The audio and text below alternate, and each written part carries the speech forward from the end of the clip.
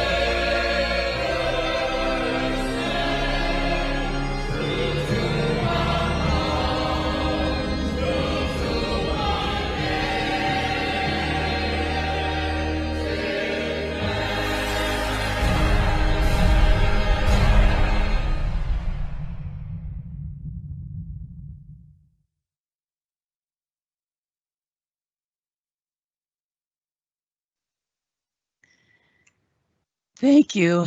That was beautiful. I'd like to recognize this year's planning team forum.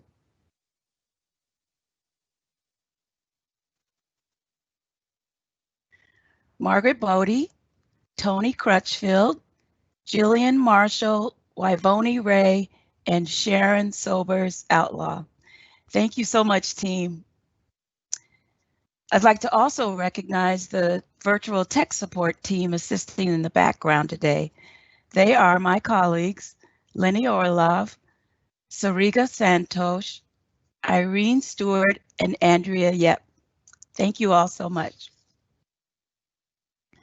As you know, November is National Family Caregivers Month, and there's no doubt that family caregivers are selfless, compassionate, loving, strong, and courageous, appreciated, and irreplaceable. Every one of you are superheroes. And during Family Caregivers Month, we recognize and we appreciate caregivers for all you endure. This year's theme, Caregiving in Crisis, addresses the new realities that family caregivers face with their loved ones during uncertain times. Caregivers manage health emergencies, they juggle priorities, they suffer in isolation, and they did all that even before the pandemic. The pandemic brings even more challenges as family caregivers handle caregiving in crisis. We want you to know that we see you and we stand beside you. This forum is an annual event intended to give participating caregivers time to revive, refresh, and connect with other family caregivers. Past forums have been day-long events, but this year, due to the pandemic, it's a 2-hour virtual event. But even though we are unable to gather in person, you can still ask questions to our speakers today by entering them in the question and answer box. So today's agenda, where we're at now, next we'll hear a welcome from Cathy Knight. We'll have a special recognition of Taylene Watson. Our keynote is George Dix. Following his talk, we'll have a 5-minute intermission. And then after that, we'll have the caregiver panel and closing remarks. Please do not hesitate to ask questions, because the more we know, the more confident and capable we are in providing care, because knowledge is power, right? So next, I'd like to introduce my boss, Cathy Knight. Cathy Knight is the director of the Division on Aging and Disability Services in the Seattle Human Services Department. Aging and Disability Services is the area agency on aging for Seattle and King County through a partnership with the City of Seattle and King County. Cathy, please remember to unmute your mic. Thank you, Karen. Good afternoon, everyone. I want to welcome you here today. I want to give a shout out and thank you to the planning team and to our virtual tech support team that's helping out today. I just want to say it's been an honor to have been able to participate in these caregiver forums in recent years, and I am amazed at the work that Karen Winston does every year in organizing an event that's so powerful and helpful to caregivers. You know, we well over 800,000 caregivers in the state of Washington, and we know they provide millions of dollars of care to family members. So it's really important for us to stop and recognize they're the backbone of our long-term care system, and that's you. That's the folks you're here today. And I'd like to add, I think that you're also the soul of the long-term care system. And I think we know this year more than ever, we need soul in our nation and our work and our long-term care system. And so I just want to be here today to honor all of you. And I'm just thrilled to be able to be a part of this great event. So thank you so much for all of you who are here. Thanks for everybody who's put this together. And I'm looking forward to some great information and inspiration today. Great. Thank you, Cathy. Okay, so earlier this year, we lost one of our most dedicated planning team members, Taylene Watson. One of our new planning team members, Sharon Sobers-Outlaw, has a special tribute to honor Taylene. Sharon, please remember to unmute your mic. Good morning. I'd like to take this time to honor Taylene Watson.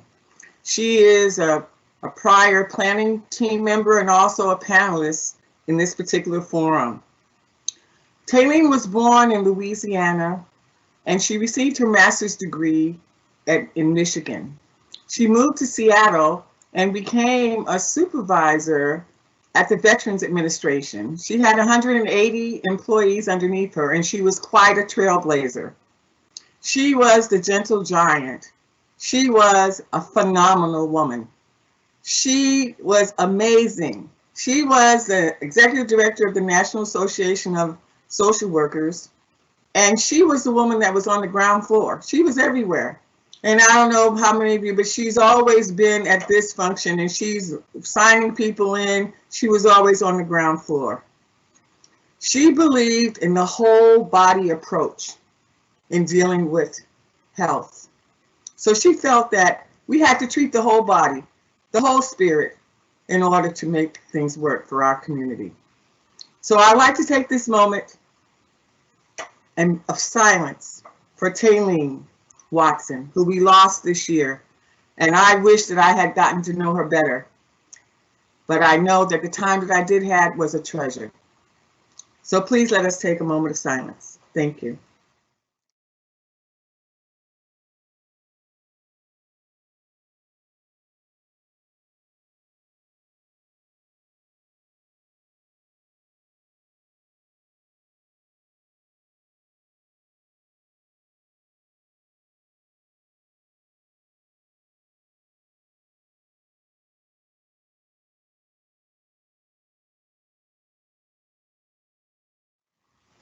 I know that Taylene would want us to move on. She wouldn't want us to take too long in her favor because that's the kind of person she was.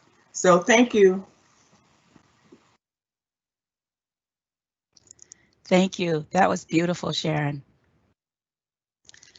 Our keynote speaker today is our beloved George Dix. George is the clinic lead of the Geriatric Psychiatry Service Clinic at Harborview Mental Health and Addiction Services. He is a graduate of Georgia Regents University and has practiced for 30 years as a state-certified geriatric mental health specialist and a minority mental health specialist for African Americans. George is a trainer for DSHS and the University of Washington. For the past 27 years, he has also served as a faculty member of Edmonds Community College in the Social and Health Sciences Department. George, please remember to unmute your mic. Good morning. Welcome all of you, and I'd like to thank you for the honor of being invited to keynote this presentation. As some of you know, I've often participated in this forum on the panel and other smaller contexts. So I'm really honored to be invited to do this particular role, especially in the times that we're talking about, you know, as if life were not challenging enough in the role of caregiver. It has certainly been enhanced by the last year of challenges and maybe longer. So I'd like to also just my own personal honoring of Taylene. She was a wonderful woman, an inspiration and teacher. I worked with many people who were mentored by her in the School of Social Work. And so I just want to let you know her generosity, her graciousness has been spread throughout the world. And unequivocally, people love and honor her. I'd like to also love and honor you. All of you guys who are caregivers, you are heroes. I want you to know that. I want you to know that the community benefits financially as well as socially from your services. We know that especially among African American caregivers, most of you are unpaid family members. whose commitment to your loved ones is a function of love, honor, recognition of their responsibility, and care that they have given us. When I think about my motivation for being here this morning, I want to always keep in mind the grandparents who were such wonderful, wonderful examples, mentors, and caregivers to me. I was born to 16-year-olds, you know, so I have a real wonderful affinity for grandparents, I assure you. And I want to acknowledge those important caregivers across the generations. And then I want you to start thinking about the topic of our day here. Caregiving, its challenges in the time of COVID. I'd like you to think about the idea of hope, love, and resiliency. And I'll kind of take apart those things and try and help us connect those to caregiving. And again, we aren't going to be sad this morning. We are not going to be down this morning. We are here to honor you. This is your day. We'll give you a little piece of cake, a virtual cake and ice cream to let you know how much we love and care about you, and that there isn't any more that we can give you other than our love, commitment, and participation to honor the work that you do, to lift the challenges, the burden of caregiving. And so, again, my motivation for being here is as a person who works in the field of geriatrics, who works with people with severe and persistent psychiatric illness, and also works with people who develop dementia and its many, many manifestations in late life. And most importantly, to be an asset and a resource to families who are taking care of their loved ones. And in the African American community, you know that definition of family is a broader than just our genetic or biological kin. It is, we have neighborhoods. As you know, our neighborhoods have been under threat. This phenomenon called gentrification, a real stressor to all of us, but also a real stressor to our older adults who reside in the community still, and the presence of family members trying to maintain that environment under the tremendous stress of social change. I'd like us to remember the very important roles, again, unpaid caregivers do to the community at large. I'd like to also have us think about specifically what are some of the differences between African American caregivers and mainstream caregivers. One particular important thing that I'd like to bring to your attention, and again honor you for, is a tendency in our community to take on those roles of caregiving for our loved ones as natural and normal. It's not a job. It's not a surprise that folks are going to evolve into needing more help as they age. And that seems to be a very strong, well understood characteristic in our community. That, you know, is mostly done by African American women all along the age spectrum. If you're married, you are very likely to become a caregiver for your spouse, whether that's male or female. And when I say that, I mean whether husbands make good caregivers too. Let me put it that way and make it very simple and straightforward. But yes, it's very likely you'll become a caregiver. And the other thing that happens, of course, is daughters are the second most prominent set of caregivers. And then it becomes other extended family members, daughters-in-law, nieces, nephews sometimes, yes. Grandkids sometimes, yes. I work with severely and persistently mentally ill people, and sometimes they've had challenges over the course of the life, and they have fairly well-developed social systems and very well-developed social networks. They are tied into community-based resources. That can be quite different as a challenge for caregivers of older adults who develop slowly but persistently symptoms of dementia. Again, I want to make sure that we understand that dementia is associated with many things, not just Alzheimer's. And I think that's what most of us think of is dementia of the Alzheimer's type. And this is where I want to tie you and I into this. I can't anticipate or know whether I'll develop Alzheimer's or whether someone I love will develop Alzheimer's. But I do know that I already have hypertension and a little bit of cholesterol out of whack. And if I don't attend to those things, and that means you caregivers, I have a 4 times more likely prospect of developing Alzheimer's dementia.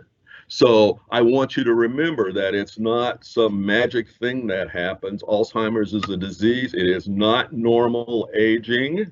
Let me repeat that. It is not normal aging.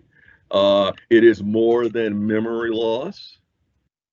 Some of that is quite normal and predictable. It is a physical disease. It is described as having gangles and disturbances of your neurotransmitters, and it's actually a physical disease. So it is a medical condition. It should be diagnosed by a doctor whose specialty is that, not just your average GP. So one of the challenges to being a caregiver is to become educated. So that is one of my great motivations for being at conferences and doing presentations and training, is to help people understand, especially in the African American community, the nature of this disease, to confront the mythologies about it, to fight our denial over the onset of the disease, fight and confront, the mythology that somehow dementia of any sort is a natural thing that goes with aging. So I want you to all remember that it is not so, that these conditions of memory loss, personality change, changes in sleep habit and rotation, change in mood and presentation, these all need for someone to say, I think it's time to take mom to the doc and have this checked out. Or it's time to take dad to see his physician and get those concerns that we have, the chronic illnesses, addressed. So again, thank you for taking on that challenge. It is not easy. Listen, as African Americans, we've had a long experience in our 400 years here with the medical system. So I'm here to encourage you all to rethink our resistance to medical interventions, and as early as possible is better. And so you and I have all heard of the Tuskegee experiment. I can tell you in my own family personally, the phenomena was quite real. And even after the Tuskegee experiment, I bet you all of you know about things that have happened through the medical system where you felt discounted, where you felt that your loved one perhaps was not treated respectfully. And those are the microaggressions that Black folks live with that create the resistance to going in to get checked early. Or at all for that matter, as long as we can manage the symptoms and behaviors at home. So here's one of the challenges to you as caregivers and as individuals who are at risk for these same disorders. Common correlate. The earlier you get in to address a problem, the more likely it will be addressed effectively and you can have a successful outcome. Because we as African Americans have these long histories of fairly negative contact with the mainstream medical system for a variety of reasons. We wait longer, the symptoms are more severe, and consequently the outcomes tend to be less desirable.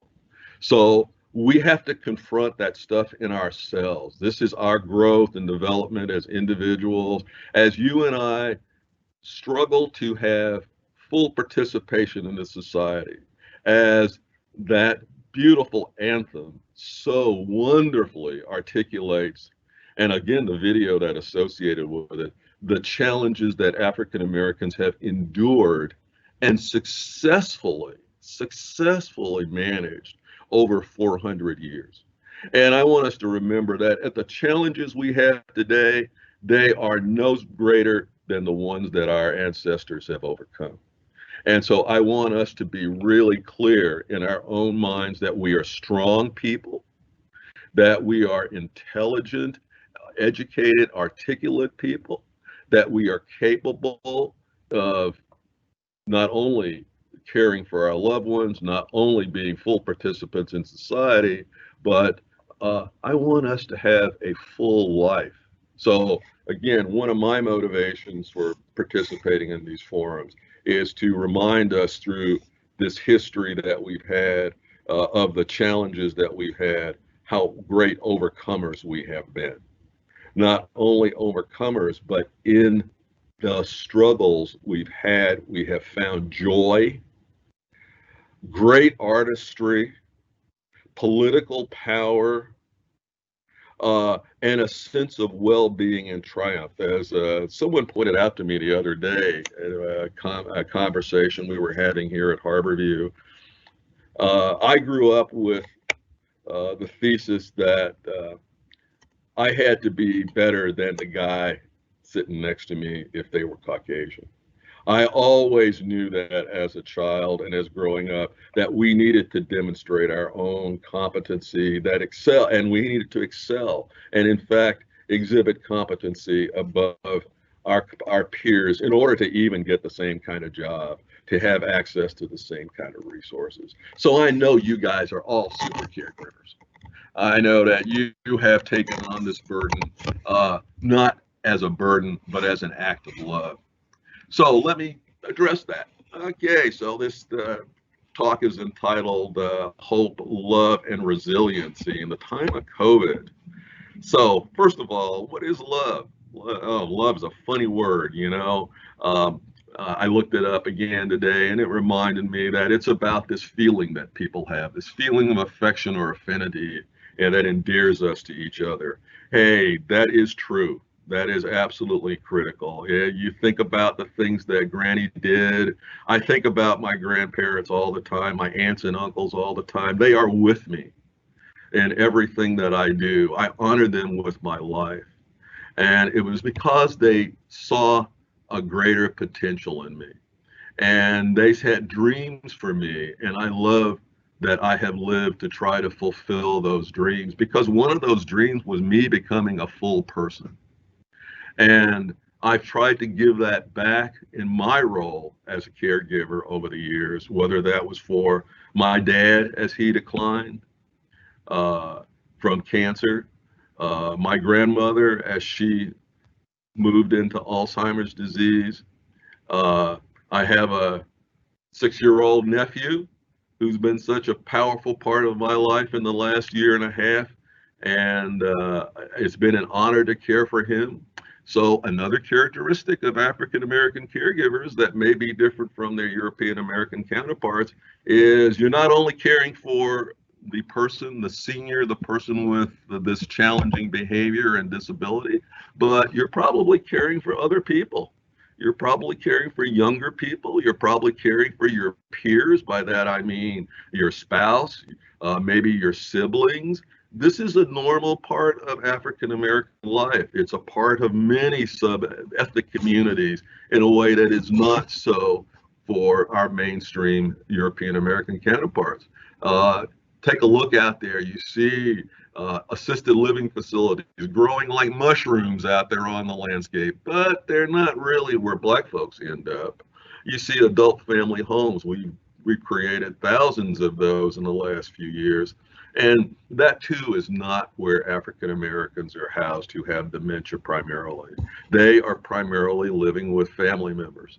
They are probably being taken care of again by an extended family community. So again, one of my agendas, one of my efforts here around educating you to that statistic is that we need more resources. We need more community-based resources that help you as caregivers complete your mission in an effective manner.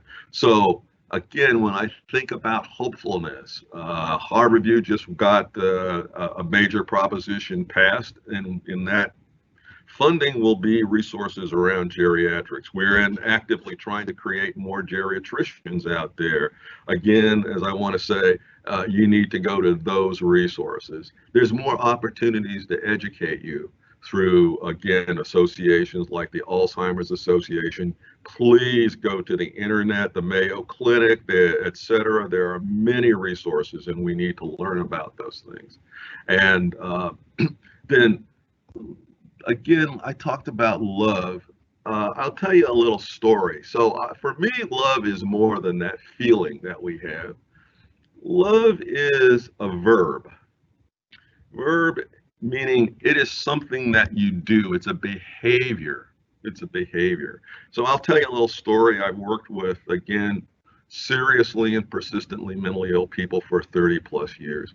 I had a client by the name of Tom who lived over in Bellevue. And for those of you who are not familiar with Seattle area, Bellevue is the other city across the way that is, at least at this time, was predominantly European American and kind of more on the right wing end of the political spectrum. And my client was a retired, severely mentally ill individual who had been an insurance agent before he decompensated into his mental illness. So he lived in the suburbs of Bellevue in a house that was pretty trashed, as often is the case for someone whose reality is extremely distorted. He hadn't taken a bath for probably 2 years. And I gradually got to build trust with Tom. And again, getting to be kind of ripe after 2 years of not taking a bath, right? Okay. But his favorite activity was going to Denny's in Bellevue and having breakfast. So I don't know if you've ever been to a Denny's in Bellevue, but it's another experience too. And so there are all these guys in suits there, and they're having their cocktails and all that. And here's Tom chain smoking, and it's reeking, and there's this black guy sitting with him over here. Who's 30 years his junior, and so people are like, what is going on? So getting a bath was a priority for me. Okay, get Tom in the shower. So we got there. After several months, we got there, and as Tom is standing there, finally the water's running, and I'm standing there because he had tardive dyskinesia, a disease, a neurological damage from psych meds. And so he was unsteady, so I was standing there making sure that he didn't hurt himself in the shower. So as he gets in the shower, this naked man turns around and says to me, "George, do you love me?" And Tom, what do you mean by that? Oh, that was my best moment in counseling. Anyway, and he turned to me and he said, "Do you have my best interest at heart?" Doggone it, that is my definition of love. That was it. That has been my definition of love ever since. And I said, "Yes, Tom." And he got in the shower. and life went on. And life went on. But I have never forgotten that that's, for me, the answer. Love is having the best interest of that person at heart. That is what you as caregivers are doing. The other definition I lean toward is by our brother Martin Luther King Jr. And this is what's on my board. You can't see my blackboard, but on the blackboard behind me in big letters is, "Love is not the answer. Love is the assignment." Love is not the answer. Love is the assignment. You guys, that's what you're doing. That is, I honor you. I bless you. I love you all because you are strengthening our community. You are fulfilling the need to honor, to validate the lives of your loved ones that you care for. They struggled to make a world for you. They struggled to make a world for me. They went out of their way to be articulate about wanting more than they had. So it is my responsibility to live a full life, because that is what they wanted for me, and in many of their cases that was not available to them. So I bring love to you, and I bring love to the people in my life, vis-a-vis trying to give you information, wanting you to be optimistic and hopeful, wanting you to be informed about your resources that you paid for with your tax dollars out there. I want you to always remember that this is not welfare, okay? Aging and Disability Services gets paid through your tax dollars. The programs they offer are what our society has designated as important to support and sustain our community. And so I want you to take advantage of those things. It's not for white people. It is for all of us. You are a citizen of the state of Washington, of the city of Seattle, of the county of King. You are entitled to the resources that Karen and the other folks at Aging and Disability Service have to offer you guys. So I want you to be utilizing resources.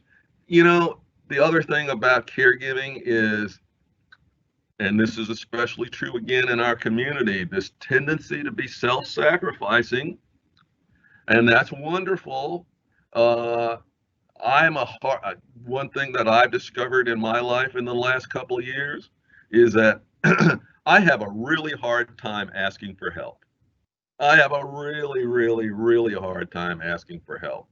Again, some messages that you and I received as we grew up about resilience, about being able to handle everything on our own, and many of us have, has become too strong a belief, and it is a mythology.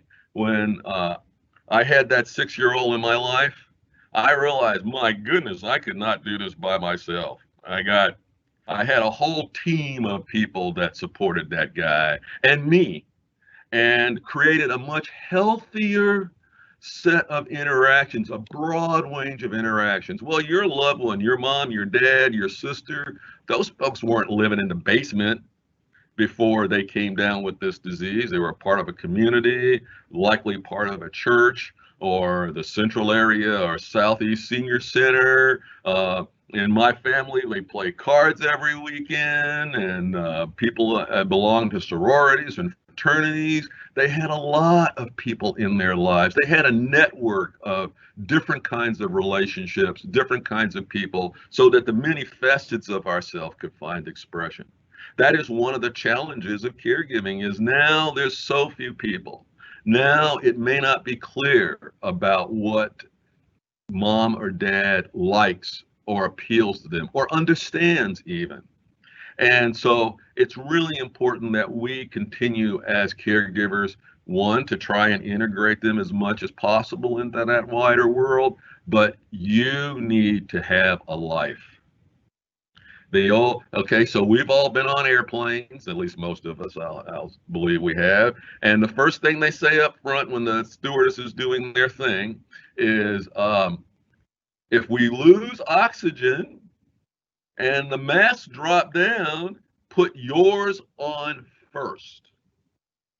That is, if you aren't able to breathe, you're not much use to the guy sitting next to you, right? Your kid or your loved one very much. You're not useful to them. You're angry. So again, here's one of the challenges of being a caregiver, especially if you're a sole caregiver. Sleep.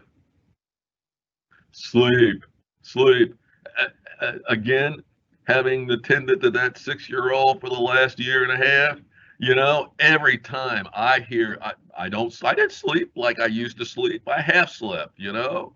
And I know that's true with loved ones who get up and wander at night, or you may hear them doing something in the bathroom that risk falls, or again, just represents that confusion. I need to learn about what's going on with my loved one when they get up at night. What are some of the possibilities? How to address those possibilities. Fortunately, in a little while, you'll have a panel who can share with you their experience. But there's always, again, go to the internet and put in behavior problem. I have a problem with my demented mother who does X, Y, and Z. Come to Harborview or Swedish or Providence or your local provider. Go to, if it's an older person, and most likely it will be. So here's a little bit of hopeful comment. Before 65, actually, Alzheimer's disease is not that prevalent. And so we're looking like 10%. So again, to remind you, this is not like a normal part of aging. After 80, that number goes up quite a bit. But again, that's because your body has changed, your brain has changed. It's a physical disorder. It's not aging as such. So I want you to really be mindful of that. In the time of COVID, my comments about, again, social connection, the importance of church, fraternities, of going to the senior center. Oh, okay. That's been really changed.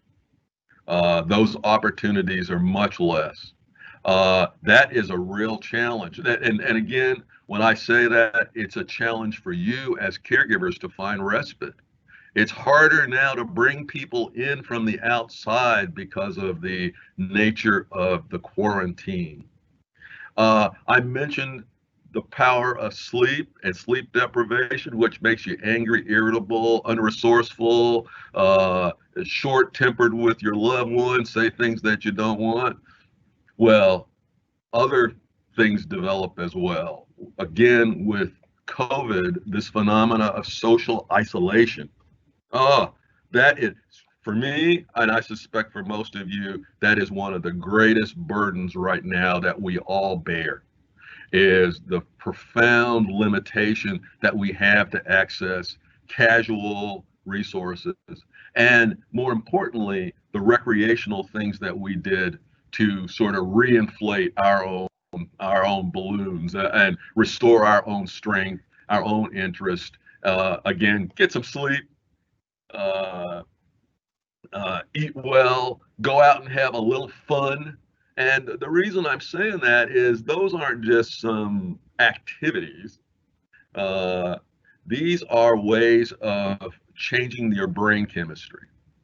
When you're sitting around worried all day and focused on problems, and you're watching CNN or MSNBC or Fox News, and you're all jacked up about that, and you hear somebody dropping something in the other room, all of that, and you haven't had a good night's sleep, and you probably maybe haven't had breakfast like a George does, and you have these cumulative factors that you struggle with, and you think that, oh, this is what I have to do. No.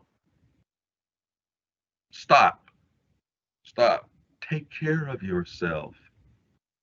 Get some other resources. Go to the King County Caregiver website, the City of Seattle Office on Aging.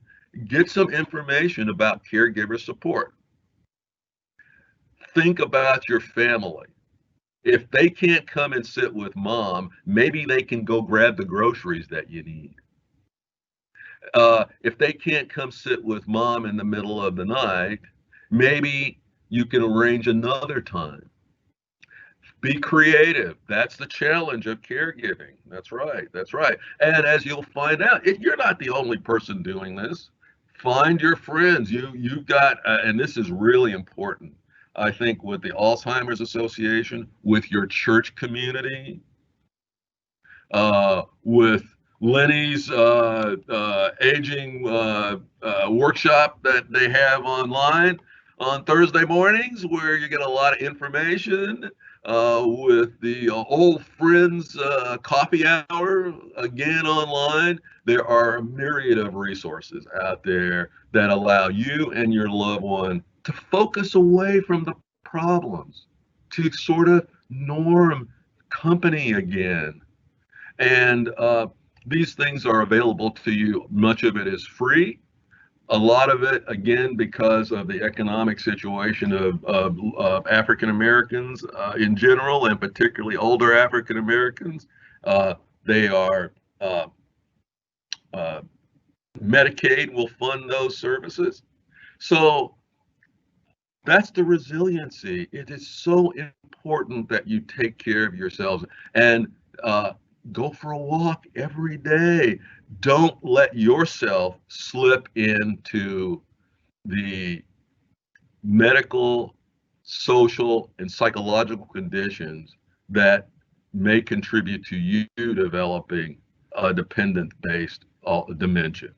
So I just want to really, really reinforce how important you are, how your love is the most important thing that you're manifesting, and that love takes the form of hopefulness. So let me say this about hope. I have steered away from the usual research stuff, but there's good news. There is continuing to be more and more positive response to research. And again, I'm 70 almost now, and I kept saying years ago they'd have a cure for dementia by the time I was out of here. Maybe, maybe not, but I can tell you that is on its way, and that's a real positive thing. And in terms of COVID, well, we're hoping that vaccine comes along. So here's the thing. So I'm going to confront you about this. So when someone asks me, are you going to go out and get the vaccine, George? And I always tell them, right after you get it. And so I want to confront you. I want to confront us all about that. Let's not be drowned in the morass of political BS, okay?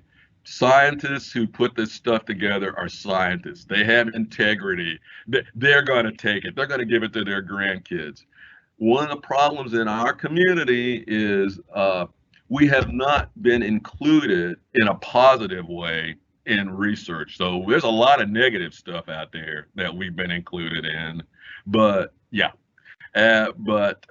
it's really important that you and I participate in vaccine studies, that you and I participate and have our loved ones participate in it, help us learn about Alzheimer's.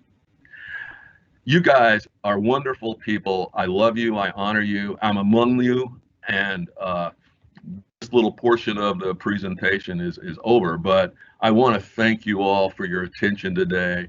And really, you are the heroes. You are the heroes of the moment. Your challenges are far greater than anyone can know, and yet you are successful. And that's what I really want to remind you. You're strong people. You are descendants of really strong people, and that's the legacy that you leave. Thank you very much for this opportunity to speak with you this morning. Thank you, George. Your presentation was wonderful, and thank you for many things that resonated for me. First of all, thank you for encouraging us to rethink our attitudes about the medical system. I think that's important, especially as the COVID vaccine is being ready to roll out. I also really loved what you said about love. Love is not the answer, love is the assignment. And thank you for also recognizing the kinship caregivers and for sharing your own personal experiences with your nephew. He sounds like quite a young man. And of course, the importance of good self-care. You know, we all need to hear that message, especially caregivers. So thank you very much. And for our live online viewers, now is a great time to type anything that's on your mind in the live event Q&A. And while you're doing that, let's go to Lenny, who is with our virtual studio audience that has joined us by phone to see what questions or comments that they might have. Lenny? Thank you, Karen. And good morning to everyone joining us by phone. You are now live on the program. What is your question or comment?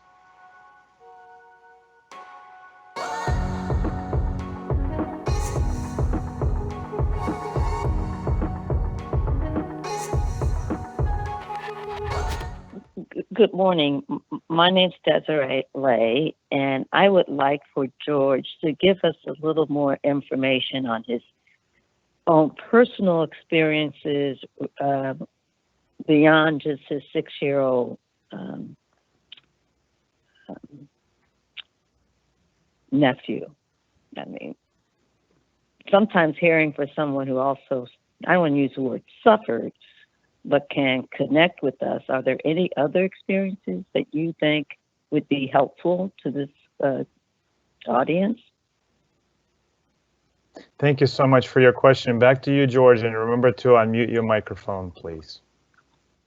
Thank you for asking that question. And the reason I mentioned my 6-year-old nephew is because I want us to keep in mind, again, the particular nature of African-American caregiving.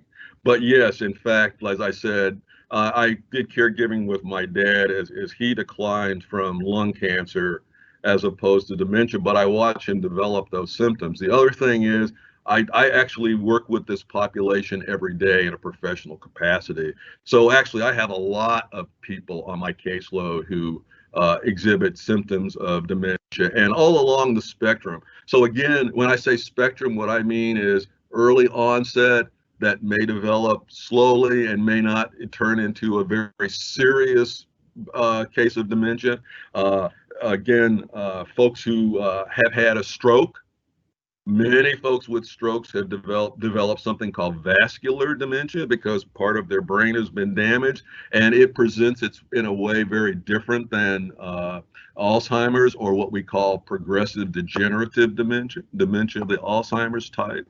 So that is my experience, and I want to let you know that HIV, alcoholism, Parkinson's disease, and Lewy body dementia, these folks those are all diseases that have dementia associated with them. So that's where you go back to your doctor, have a accurate diagnosis. I'm very critical of GPs who give out diagnoses of dementia when they have not been seen by a neurologist or someone or a geriatric psychiatrist, someone who has expertise in differentiating the types of dementia and whether or not, here's very important, reversible dementias, that is, people often are sick and exhibit symptoms of that mimic dementia. Particularly, we call those deliriums. So sometimes people are over-medicated or under-medicated. Pain, sleep deprivation, all of those things contribute. Again, a myriad of other diseases. So it is really critical that you have a trusting, competent physician. And I love clinics. That is so that I walk in the door and I get my doc, I get a specialist, I get people who can do rehab, and again, who can rule out what we call reversible dementias. So again, things that cause toxicity, other illnesses, dehydration. That's the #1 diagnosis for older adults in emergency rooms. Urinary tract infections during and flu seasons, they all can make a person look demented. And again, never do this. Mom's behaviors change. It's just the next stage of Alzheimer's. No, it's not. If something changes, go get it checked out. Okay. Other thoughts, question. Thank you so much, George. We'll go ahead and move on to the online questions. And for that, let's go over to Irene Stewart. Irene, you're on. Thanks, Lenny. George, several people have submitted online questions. One of them is somewhat related to your last response, and that was, where can we get more information and resources on geriatric consultations? Okay, wonderful. Put in that geriatric, you can say geriatricians. So those are people who work specifically with the medical concerns of older adults. That's what geriatrics is about, as aging as medicine. Then look for geriatric psychiatrists. And I want to say this about psychiatrists. Psychiatrists don't lay you on the couch and ask you, did your mother hate you, or whatever that people might think about that. But they are the experts around medications, not GPs. I want you to really go to someone whose expertise is that. So go to the internet. Every medical facility you can call the main line and ask for, again, geriatric services. Thank you. Just a follow up from me, does that require in some cases a referral from your GP? It helps to have a referral from your GP. It does. And again, sometimes that has to do with your insurance. Okay. And so that's the other reason. If mom or dad, though, is in a geriatric clinic, and that's what we have, like senior care here at Harborview, then we have, that's why I say a clinic, because there's a psychiatrist on that team. Okay, great. Another question that just came in is, how can African Americans get more respectful health information from doctors and healthcare providers? So I'm a consumer. You're a consumer like everybody else. You know, if you're not getting good service from your doc, get another doctor. You know what? Word of mouth is often the most powerful way of communicating, of advertising. If I find somebody in your church or in your neighborhood and community who has similar issues and say, hey, how did it go out at Northwest Hospital? How are they over at Harborview? One reason I work at Harborview, and I want to remind you all of this, Harborview is actually the largest minority provider of medical services to the African American community. And let me tell you, it is wonderfully stocked with great experts, because it's a teaching hospital, so they are the teachers. We have the most up-to-date information. And by the way, when you think about a student, let me just say this, there's a guy who's the head of an expert in his field looking over his shoulder, versus you think about going to your private doc who's got nobody looking over his shoulder. So think about it again as that's really an asset. So definitely get out there and identify resources that are specific to the community. So Carolyn Downs, ODESZA Brown, for example, are places where I go get my medical care too. So, and again, you have to overcome this stigma. I'm glad you asked that question, because you know, Black folks require that Black folks convince them that they're good, right? You know, so please use those resources. Remember, those guys who work in those settings, those African Americans, they are up to speed. Or as one of my clients who's Caucasian said to me, we were having a discussion, and I was saying how hard it is for people reluctant to go to Black doctors. She said, oh no, my mother always went to a Black doctor because she knew he had to be better than the white guys. So, and that helped me change my perspective. So, okay, good question. Another question that's come in is, my dad is 90 and lives in another state. What can I do to help him from afar? Oh, so that was my challenge. And in fact, that flight on Delta at 9:30 on Thursday morning was like a commuter train, commuter bus for me for 6 months, back and forth between here and Atlanta for several months as my dad declined. And oddly enough, he and I were both in chemo at the same time, me for lymphoma and him for lung cancer. And one of the challenges, and also this happened when my grandmother, when he was taking care of his mom, my grandmother, in a skilled nursing facility. I want to remind you, those of us who are long distance caregivers, We don't see what's going on every day.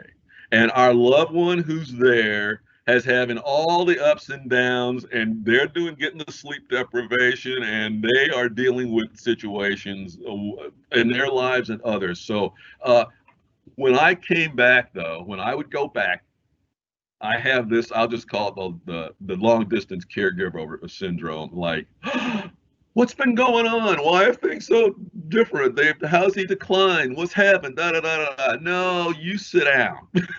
You sit down, okay? Because you don't know what we've actually had to deal with every day.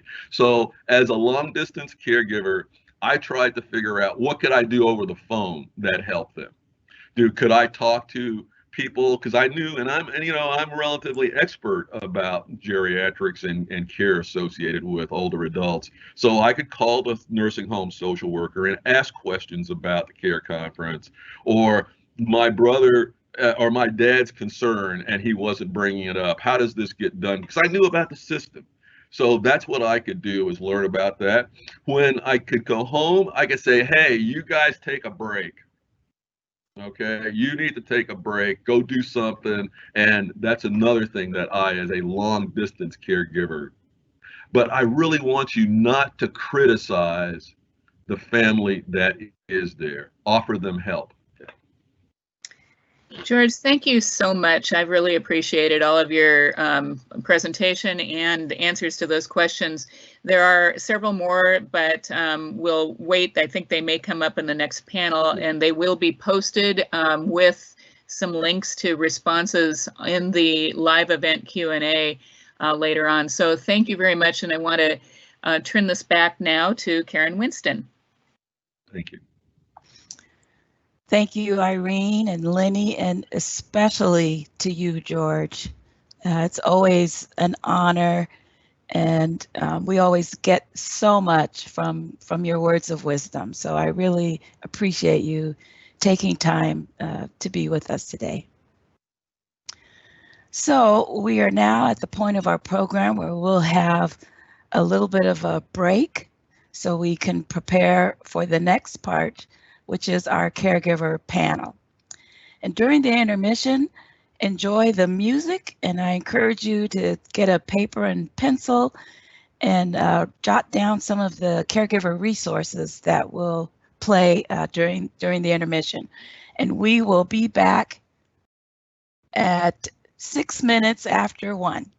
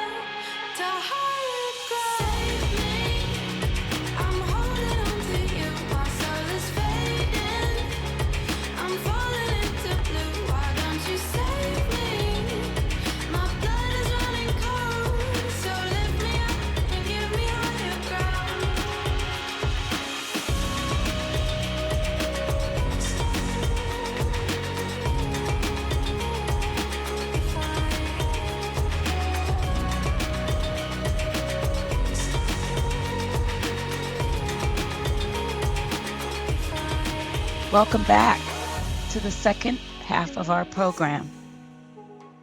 In this segment, we will hear from two caregivers, and learn from their lived experiences. While some were caregivers before the pandemic, we will also learn about experiences during the pandemic.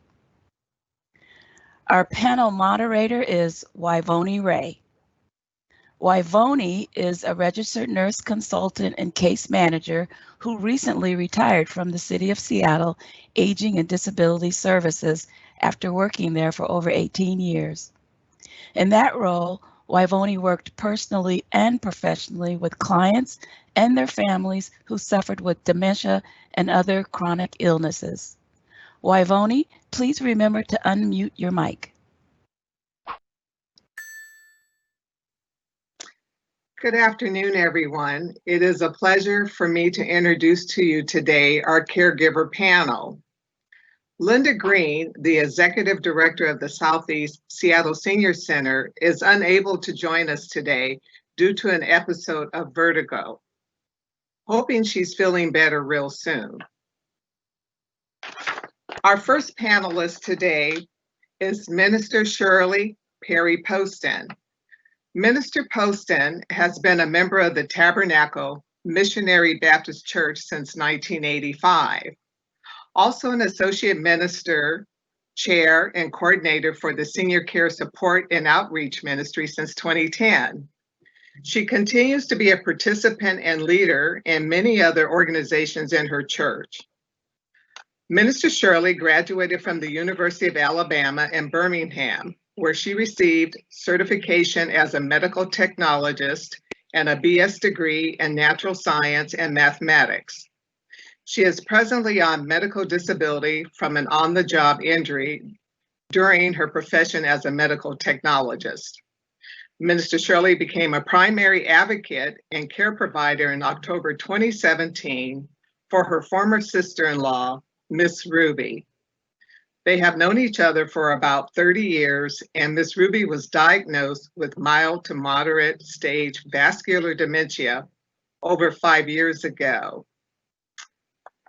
We will begin today with Minister Shirley Perry-Poston. Minister Shirley, will you please go ahead and unmute your microphone, please? Thank you. Good afternoon, everyone. It is a pleasure to be here with you all this year and to share my journey as a primary caregiver. This journey, and I just want to share a little bit of as far as the ministry that I have at Tabernacle Missionary Baptist Church these last 10 years is how I've met a lot of the people that are working with Alzheimer's and sound generations with the senior services that they provide through the community. Since the last 10 years, I have provided free community forums and workshops. Sometimes I would do 9 to 12 workshops, forums a year. And that's how I met a lot of people, the social worker with dementia, Jamie Clark. That's how I met Director Linda Green. I had them on panel to share what the senior services had for our seniors. So, and then with Alzheimer's, I worked with Dr. Murray Raskin. He was a panel guest from Veterans Hospital, and he did the Alzheimer's, and we had him as a guest for a few years. And then I had a guest from the UW, one of the PhDs there. They opened the door for our church family, had a lot of information about Alzheimer's. And then I had one of the nurses that worked with geriatrics, and her topic I always remember was what's normal and what's not. Just plain like that, what's normal and what's not. And through this journey, as I became my sister-in-law, we call each other sister-in-laws. She's my brother's ex-sister-in-law, and we've known each other over 30 years. And I came to be the primary caregiver for her about 2.5 years ago. And we had a family friend that's a friend of hers for about 40 years. She was the first one that realized that something was wrong, not the same with Miss Ruby. And she shared it with me and wanted me to talk with Miss Ruby. And so it's 3 of us close friends for 30 plus years. And so how I got involved was we knew that we needed to bring Miss Ruby to live closer to us so we can she's a widow. Her husband was a veteran that passed away in 2002.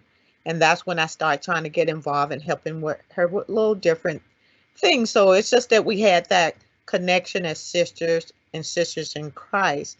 But 2.5 years ago, when we moved her closer here in Renton, we knew that there were things she was dealing with.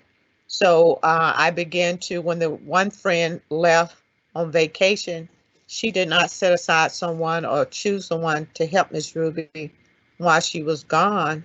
So I just figured, she needs some medicines put in her prep. So I could do that. That's not a lot. I can do that. And then I began to see mail piled up. Why your mail piled up? So I began to start paying bills and doing little things. And the previous friend never came back. And maybe a lot of you have dealt with when you step in. Sometimes the person before you does not take that very well. But I continued to take on more things for Miss Ruby, and because she had a trust with me, I was able to get a lot done, because what right now that we deal with is she has one son and he's married and he's 3 hours away in Vancouver. So I don't have that assistance from him with her only son, only child. So that gets to be very difficult, and she has a lot of family here, but she's a very, very private person. And so as she trusted me, God blessed me with a helper, Miss Rhonda. She's a deacon at her church at New Hope, and plus she was a close friend of Miss Ruby. So I tried to get people involved in her church, but she did not want that. And by her being so private about her diagnosis, we could not get people in her family involved. So as I became more involved, and now as of today, I take over every aspect of her life, planning her medications. They come now to my home, her taking her to the doctor, making hair appointments, grocery shopping. We do that. I call it the big shopping day, where we go do grocery shopping, going to the bank. So planning every aspect of her life. I had no intentions of doing that, but the need was there. And I like how Mr. George shared about what is love. And by loving her as a family member, I knew what needed to be done. So I stepped in and started taking over to do everything. But you get to a point, as the primary caregiver, I knew I needed help with her for her private hygiene and all of that. That was stuff I could not do physically. So I have hired caregivers to come in, and I chose Synergy Home. And now as of today, I have 2 people coming in per week to help me with her. And the difficulty, as we live, I can get to her in about 10-15 minutes. And so not living in the home with her makes it a little difficult of the aspect of what she needs, the little things that she needs. But I think I've tried to do the best, because I have her the Meals on Wheels, and we have those coming in. And so to make sure she has everything she needs. But through the journey, I have not made sure that I have everything that I need. I've been on disability since 1996, when I was chemically injured as a medical technologist in the toxicology department. So I try to explain to her I have health issues that I have to attend to, but I don't think she may understand to a point, but sometimes when people are trusting you for everything, they just hope you get better and just kind of bounce back. Now, Miss Ruby also, she has other chronic health conditions. She has been diagnosed with vascular dementia. She has hypertension, high cholesterol, and she has thyroid issues. So I asked the doctor her specific dementia, vascular, and which the high blood pressure has contributed to that. As I have seen, they have put her on a medication called, I think it's called Aricept, the Nasopil, and they increased the dosage because over the last 2 years, it seems like she is having more short-term memory. She's been living in the new place almost 3 years, but she says it seems like it's only been like a year or some months. So I watch her slowly slip away in those areas. And as I've a caregiver coming in, and now that I have help, I have reached out to, and I thank Tony Crutchfield. She is such a dear, dear heart with Sound Generations. And I encourage, whether you live in a home or you're living going in, please get a support system, because I was encouraged in taking care of myself. I had taken on Ruby's whole life. And so I got so overwhelmed where the past year, I got very ill. I suffer from IBS. And stress is a key component of triggering IBS, where I couldn't keep food on my stomach. But I made sure Ruby still had everything she could, because I asked a friend to drive us, to take us where we needed to go. And so she stepped in and was that help to me. But through the support group, Tony has twice a month. I was not able to join a couple of years ago, but this past year, because of the pandemic, God just made a way. Thank God for technology. So now I'm able to join the support group. I try to get in at least once, every so often, maybe twice, but once a month.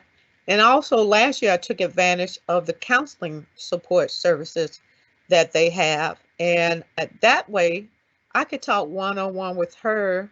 And they always tried to give me back to, but what are you doing to take care of Shirley? And I would always go back, but you know, Miss Ruby. And that's where I realized I was not separating our lives, that you can care for someone so much and just worry about that they're all right. And then you begin to maybe, and we have to be careful with this. You can love a person, but and say love is not enough. You have to separate what is needed, what you need, and how can we two dwell in this life, making sure all our needs are taken care of. I got disappointed in the fact that I could not count on her son and her daughter-in-law to help me in any aspect. Well, that's where the support system came in, to talk with the counselor, to share that, to make sure that if I had built up any kind of resentment, and we can, as caregivers, build up resentment. And I, as a minister, associate minister of my church, I connected to 5 ministries. And through those 5 ministries, it is so busy. And through the pandemic, we're still doing ministry. The building may be closed, but ministry work does not stop. And so, through the counseling, I had to realize maybe some resentment had built up. And from time to time, it may come out, because I know they can do better. So what do we as caregivers, when they're family members, especially a son or daughter, that is not willing to assist? They're only willing to make that phone call, joke with them, and their grandchildren. So one of the things that her son told me, he trusts me in making a decision for his mom, but he said he'd rather for her to go back home to Texas. And I talked to him a few times, and I thought that was disheartening, because he was not willing to make her a part of her life, his life, their life in the way that she needed. So I had to accept what he was willing to give. So can we accept as caregivers, especially the primary caregivers, the family member, the son, the daughter? It could be a husband or a wife. If God has called us to the assignment, we always say he will equip you what he needs. And my biggest need that I have to help me in this journey is Deacon Rhonda Harris from New Hope Baptist Church. Because she saw the journey and comes along with me, I can count on her for prayer. She's a prayer warrior, and that what has helped me a lot in prayer and the deep breathing. Tony gives us when we do the support group. We start off the meetings with just relax, just relax. So learning those techniques, which I thought I knew, but until I became very, very involved and looking out for her. And sometimes from time to time when I pick her up, we're together from 4 to 8 hours. And sometimes I just try to do her, I try to do me. Because of the chemical sensitivity, I can't be around cologne and all of that. And she has been very sensitive. So far, since I haven't been able to get her son involved in her care, she's been willing to accept all the things I have brought in to care for her. And right now, I just thank our keynote speaker for just sharing your journey.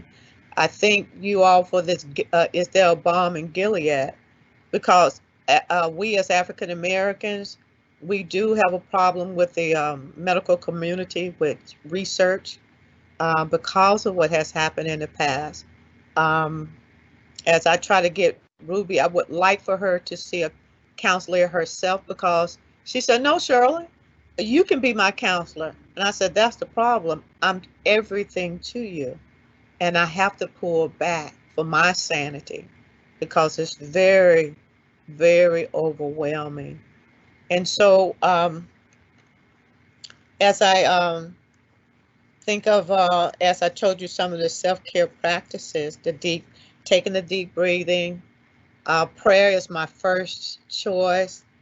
Just doing things like walks, which I would love to do more of. And during this pandemic, I worry about her coming down with the virus. I'm trying to keep myself safe. And when I pick her up, I have ordered and made sure she has the face mask, the gloves. And I said, don't come out of your apartment without those gloves. And without your mask. So when she gets down there, she's maskless and she has no gloves on. So in order to not get too stressed, I just carry extra. I carry extra in the car. So as I recommend for a lot of caregivers living outside of the home of the person that you're caring for, get a part of a support group. Ask God to send you someone that is compassionate and empathetic to the needs of someone going through dementia. And Deacon Rhonda, her mother had symptoms, and she was a long distance caregiver. So he had brought me someone that was dealing with caregiving for her mom from a distance. So you put the two of us together. I could not have done this journey without this partner, this sister in Christ that has partnered with me as a family caregiver, so I can be about God's work. I'm still doing the 5 ministries, but I can love her and provide what she needs without getting too overwhelmed. But there are the days that I have, but most days are good days. Thank you.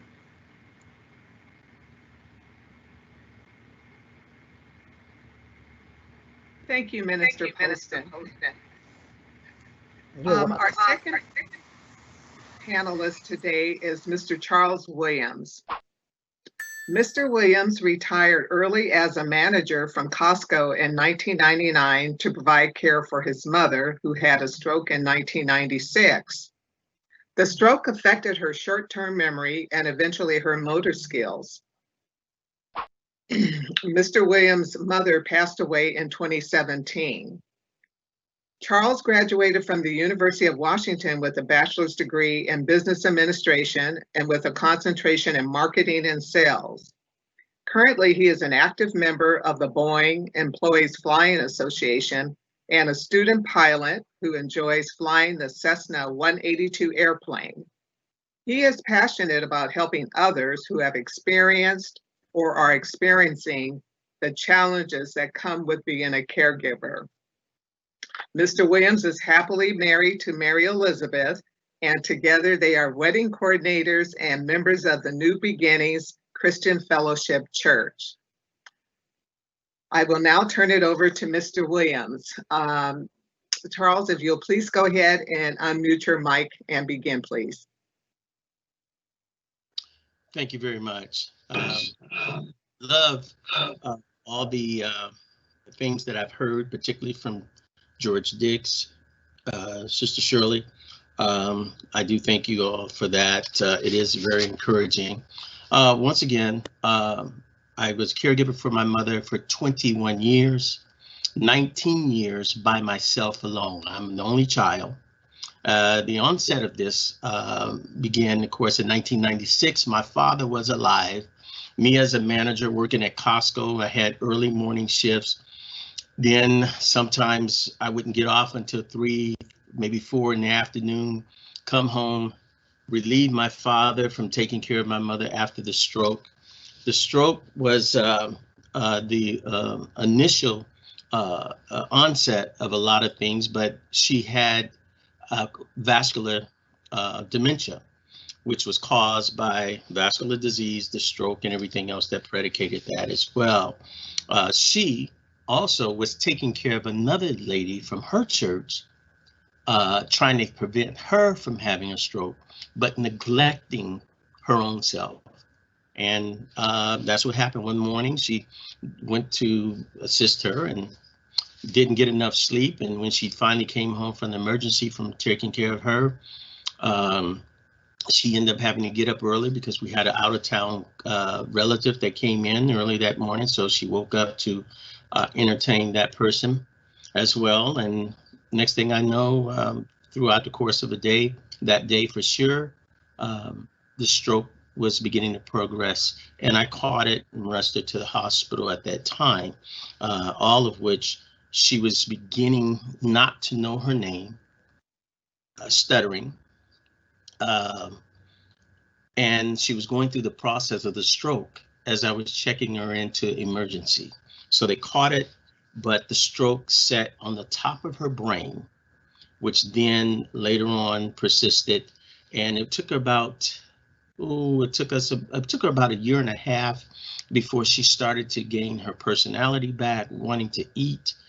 She had no physical traits of the twisting of the face came initially, but we got her into emergency on time. So therefore, they were able to counteract that. One thing about my mother and the experience is that my mother was very meticulous, very. She would get up in the morning.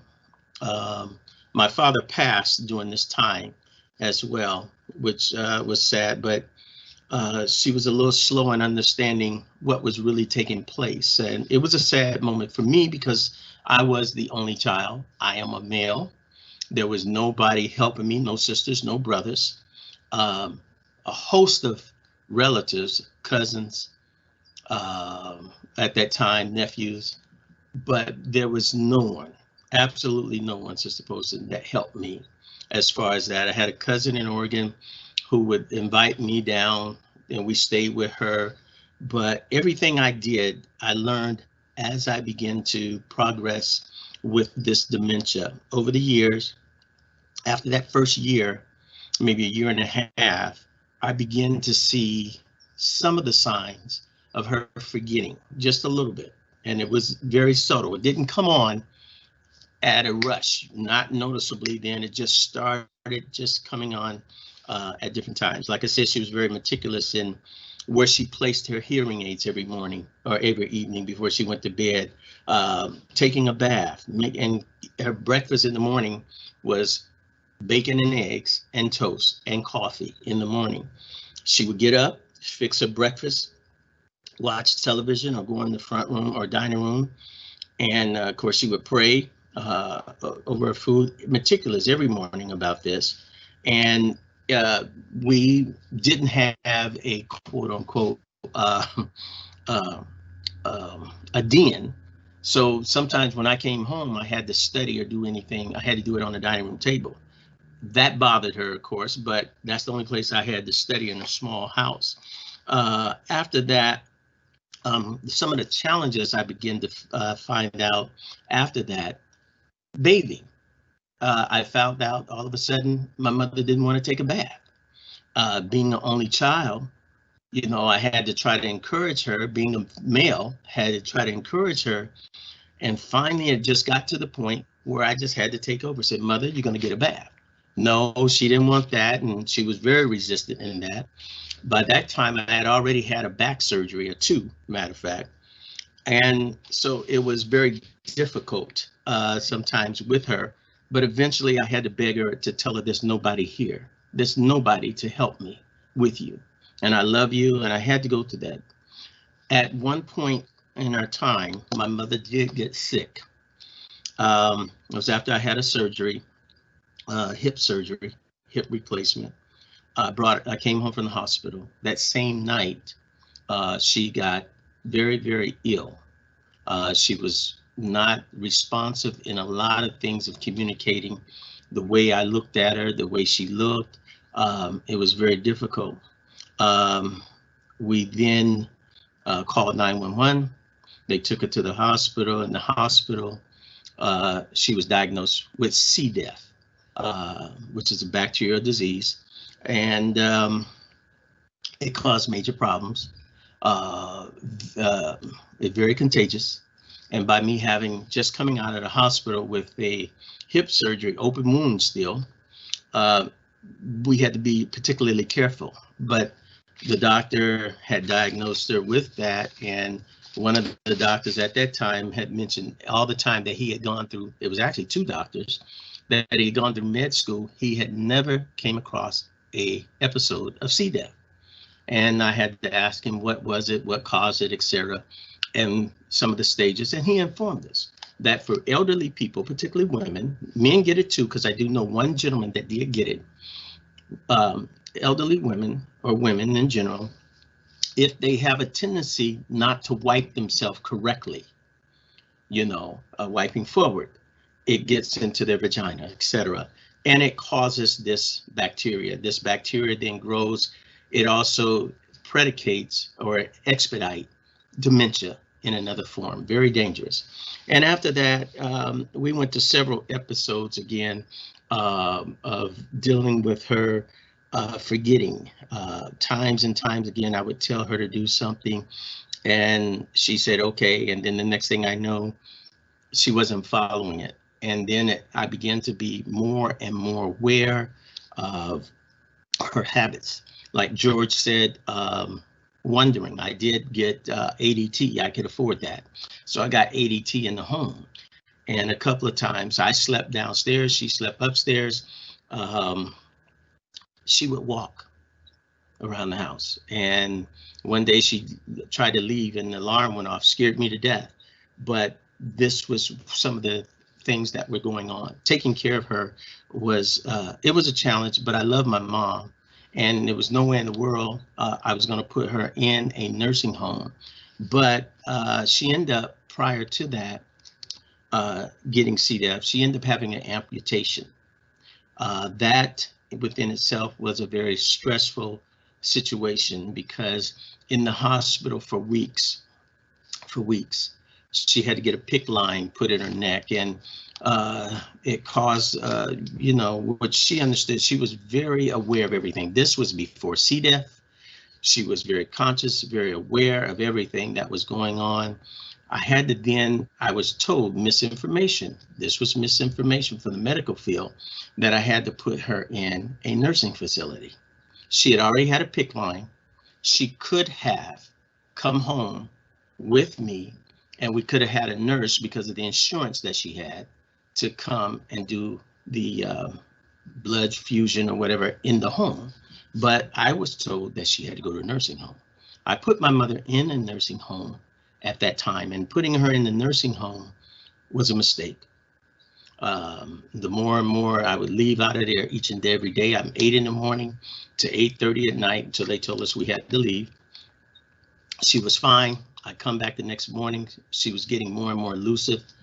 And then all of a sudden, one day I came in. My mother does not cry. I came in and she said, "What's the matter with me?" and was breaking down crying. And I noticed, and I told the young people, the nurses on the facility, to stop giving her this medication. At 80 years old, my mother got hooked on medication. Okay, Oxycontin, Vicodin, and they were giving her to keep her sedated. I then, as a power of attorney, I then told them I didn't want her to go through that stages of taking the medicine any longer, but they persisted, and then I had to take other steps in that area. A typical day, though, for my mom was that she couldn't wait to go to the senior citizen prior to after that as well. And this was before the CDEF, etc. She went to the senior citizen 3-day center, Southeast Center, senior citizen facility 3 days a week. At 9:45, my mother was downstairs waiting on the bus to come, the shuttle, for her 10 o'clock session. That would be on Tuesday, Wednesday, and Thursday. Monday and Friday, she took her breaks. That did for the longest time until I, the son, decided we needed to remodel the house. At that time, I hired a contractor, etc., got her out, moved to an apartment. That's where some of the downfall came, because I stayed in a secure area, and she couldn't have caught the elevator by herself. She couldn't have went down and waited outside with a door that locks automatically.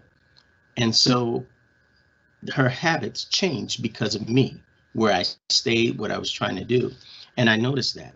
So, you know, these things begin to happen, and hindsight is also a thing. I realized that when things were transpiring to that, but right at that point, I was already committed to a bad contractor, which never did do the work right.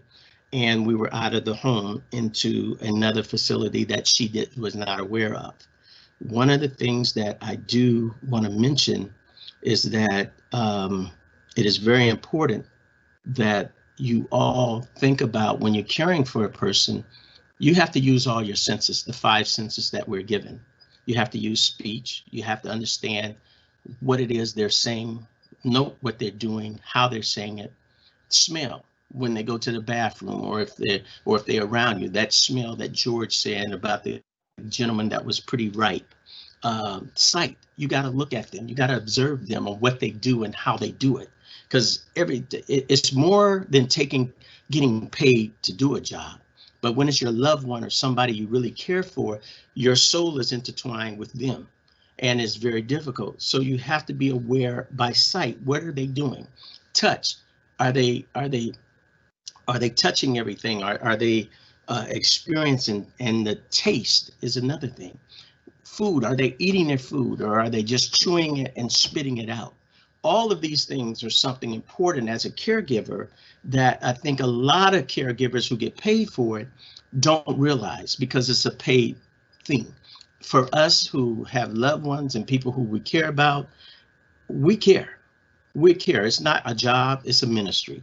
As an only child, I had no choice. My mother was not going to stay in the nursing home. I did pull her out, and I got all kinds of slack about that. But I'll go into that detail a little later if the question is asked about that. But I love my mother enough. Yes, it was a sacrifice. I will not tell anybody any different. After she got this CDEF, and it was a 24/7 job for her as well as me. When she had to go to the bathroom, I had to take her. I had to wipe her up, whether it was urination or a bowel movement. I had to do it. When I had to go, I still had to do myself as well. 24/7 a day job.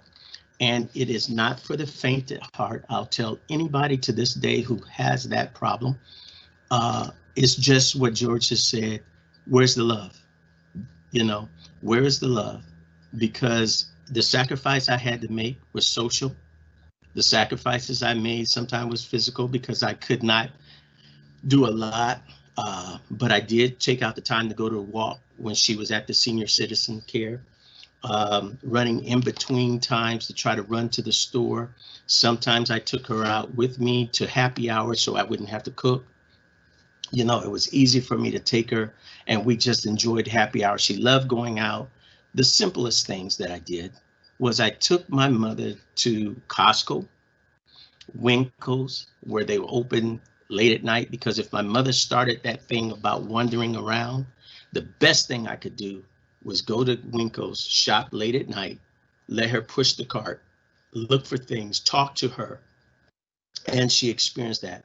Along the way, Alki Beach was our friend because there was a lot of people there, no matter if it was in the winter or summertime.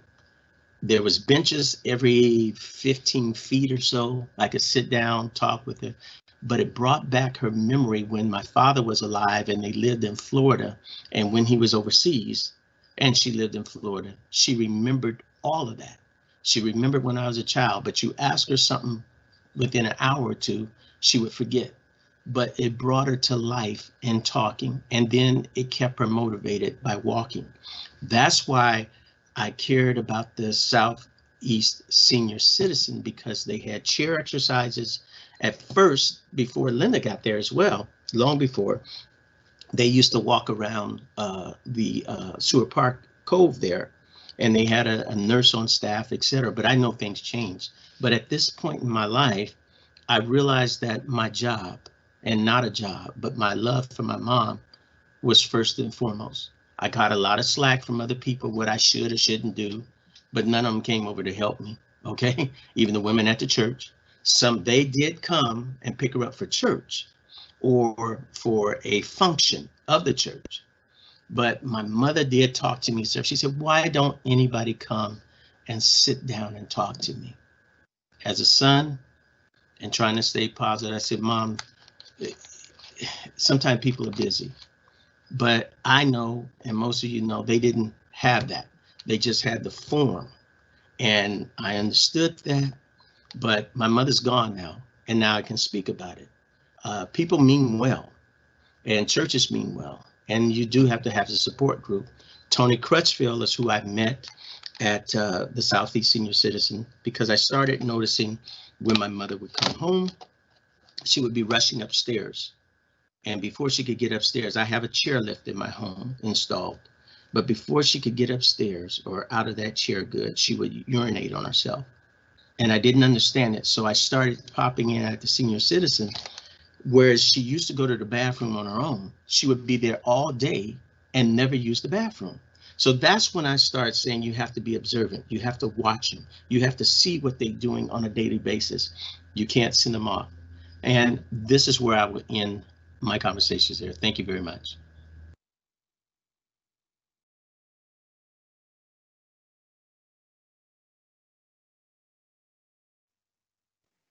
Thank you, Mr. Williams. We appreciate your time.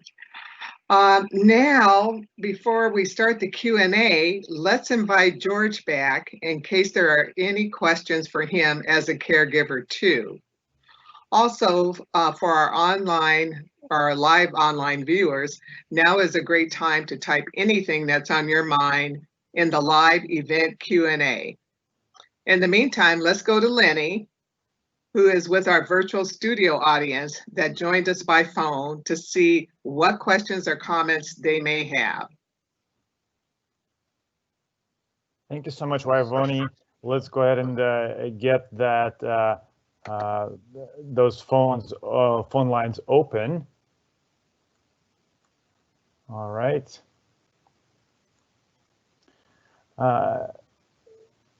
So if you're joining us by phone, the lines are now open. You're live on the program. What question or comment do you have?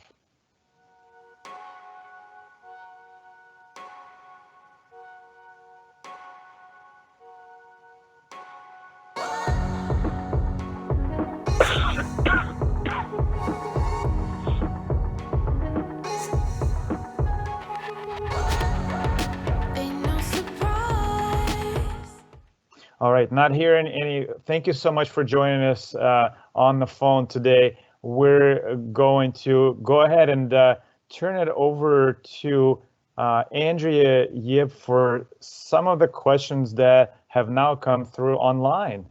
Andrea? Thank you, Lenny, and thank you, Minister Poston and Dr. Williams. We do have a comment and a question here. I'm thinking about a horrible moment when I was so frustrated with my elderly mother that I very nearly hurt her. Nothing bad happened, but I'm left with that memory. Is that common? And what kind of support is available if I feel frustration building up again?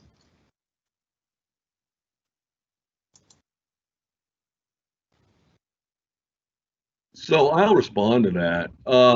First of all, that tells me that you need to take better care of yourself. That's one of the first things. Again, if you don't care, excuse me, if you aren't careful, then you do slip into that mode. The other thing is, now I need some information. That means that your mom was doing something that was overwhelming, and you need to find a better strategy for approaching that. What I really appreciate about the other two folks in response to panelists is I think you see a wide range of emotional responses, and both folks talked about how with the challenge of creating a support system. And I want to really encourage you to think about your support system. If there isn't something in your local community or your church, then let's go back to aging and disability services and the formal resources that we have in our community. Think about starting something in your church if there's something, if it's not there. But that is telling me that I need to take better care of myself, is what you're really doing. And here's the thing. Don't feel bad. Don't feel critical of yourself. You're overwhelmed. And so you just need to go take care of yourself, not blame yourself, and then get back in there thinking as though if you can somehow put that out of your mind. I want to also remind you that you are grieving too. This is one of the challenges with dementia, particularly of the Alzheimer's type, that you realize there's a decline going on. And that's hard for you to accept. And it doesn't reflect your failure as a caregiver, but it does reflect the progression of the illness. So it's important to understand that if there's a change, go back to the primary care physician, or if you're involved with other people like myself and the mental health field, call them up and say, hey, I need some help. I really almost lost it the other day. And this is what was happening. So you can often manage things too with the environment. I heard reference to Aricept earlier, which is a medication used to slow the progression of the disease. It does not change it. It does not cure it. It simply slows the progression of the disease in many people, but not all. So here's the other thing: medication side effects. When you see changes in behavior, and it's recently associated with a new medication, that go back to the doctor now if that's a side effect. Or even if someone's been on a medication for a long time, you can develop a negative reaction. And of course, multiple medications in combination with each other can create problems. So that's what you need to do. Let's take that situation apart.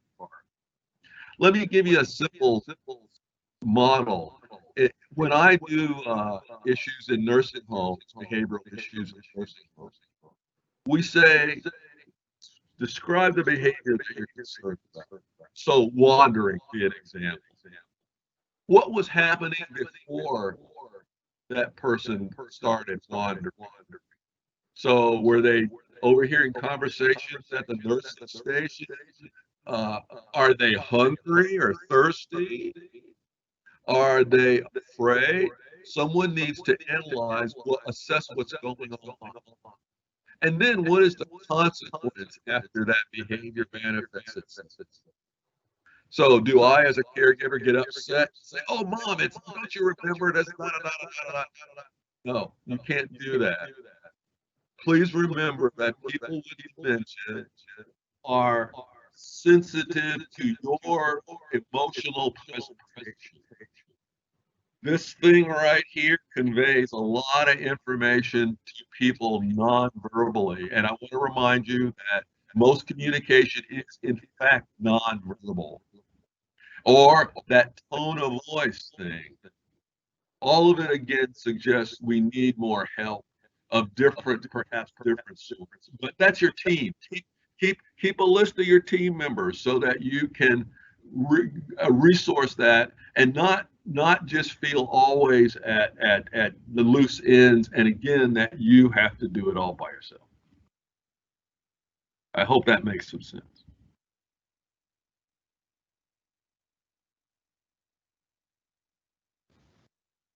Thanks, George.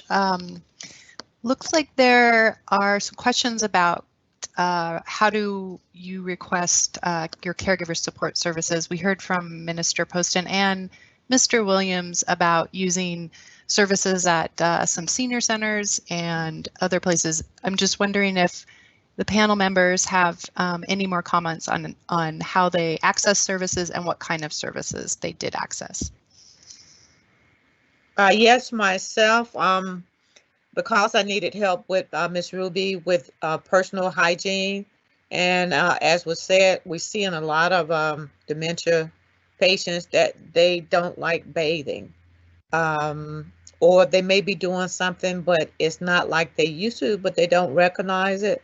So I knew that she would never agree to private care to come in. I had to approach it several different ways over a period of a year. And now I'm able to bring in Synergy Home. Tony Crutchfield is really good. Sound Generation has a list of wonderful services out there to help. So I prayed over who to bring in. And so now, after struggling about a year, and she would not let anybody come in that she knew from her church, her family. She did not want them in her private business or dealing with her privately, but these were strangers. And she came in, and from day one, she said, I love them all. So Synergy Home is just one of the places. If she would check with Sound Generations, they have a list of whatever you need, because it's a big list that they have. And if you need personal hygiene, if you need a nurse, they have a whole list of what do you need. And so you can specialize your services if you are able to bring in private care. If not, our church Tabernacle, we have a ministry that was established a couple of years ago called Home Care. And so the minister that was over the prayer ministry, she brought that ministry forth, and it was for our elders in our church. So what I was supposed to be as the senior care support ministry, I was supposed to be a support to her to provide services for whatever need that particular elder needed for her. So I just specialize your service. Then people, they will help her. They will help you. Make one other comment about that. It's not uncommon for people, especially, to not want family and friends to wipe their butt. You know, I don't want that. You know, and it is easier a lot of times to have someone who is you have no other relationship. You have a professional working relationship with. And I think that's important to keep that in mind and not perceive that as rejection or any other thing. It's simply everybody has personal preferences, including whether the gender of the individual. There are women who would prefer men to help with their personal care, and vice versa. So I please keep that in mind, that we're all different. And remember, again, with Alzheimer's, the time issue. So I was raised in the South. In the South, you take a shower before you go to bed because it's hot and sticky, and it's nice to get in those clean sheets. As a Northwesterner, I take a shower in the morning, wake up and get going. But if I develop dementia, Alzheimer's type, and I regress back in time, that becomes a question.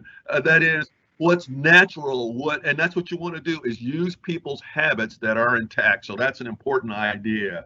What's still working and how to use that. So if George thinks he should get a bath at 8 o'clock at night, don't try to get him a bath at 2 o'clock in the afternoon.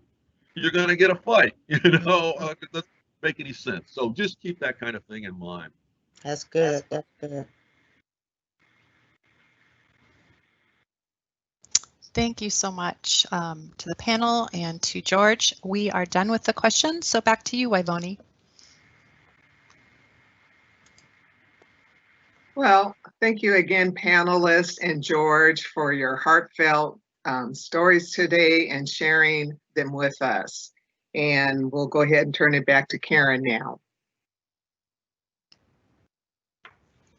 Okay, that was a wonderful panel discussion, and thank you to our panel moderator, Wyvonne Ray.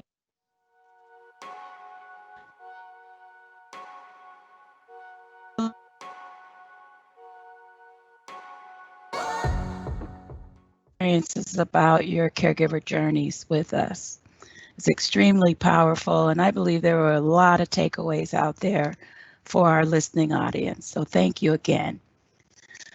So we have reached the end of our program today. We might go a minute or two over. I hope you won't mind. And I really hope that each of you learned something new.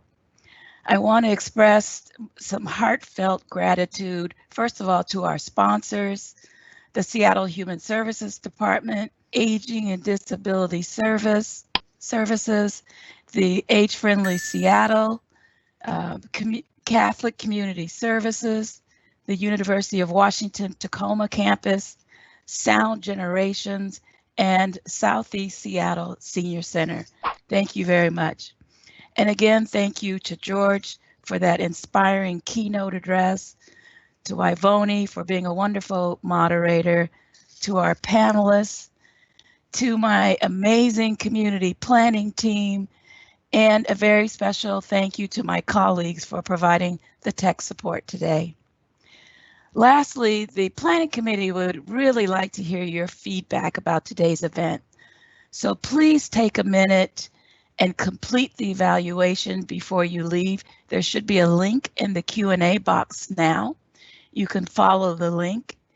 If not, I will email a link to everyone who has pre-registered. So again, thank you for joining us today. If you missed the caregiver resources during the intermission, we will run through them one more time before we close the program out completely. Again, thank you, everyone. Be well, and please be safe.